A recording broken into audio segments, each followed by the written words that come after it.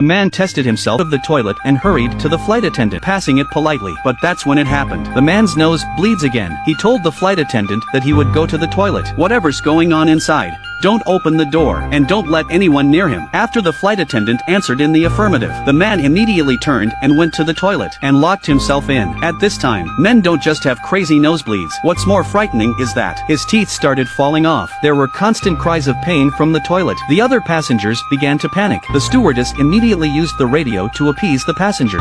In the sky, a plane passed by at low altitude, straight into the hill ahead. After a loud bang, there was an explosion in the plane. After a day of police searching, all the passengers on the plane were killed, while a couple of people were searching for clues. A strange body caught their attention. Even the well-informed doctor doesn't know what this is. In a state of curiosity, the doctor turned the body over. But the weird thing is, the unknown creature had the same characteristics as human beings. The doctor immediately took it back to the lab for dissection. His conjecture was soon confirmed. This hedgehog is a human mutation, though men become monsters, but none of the organs in the body have changed. Then the doctor was still in the palm of his hand. Found a chip the size of a coin. The other side, the police found the black box from the plane. Played the last 60 seconds of the conversation before the plane crashed.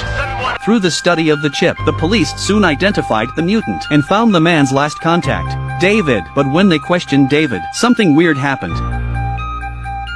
The man didn't stop with a nosebleed, said the doctor at the side. No, tissues won't help. While the doctor was giving the man a sedative, Mary took the opportunity, asked the man to name the poisoner.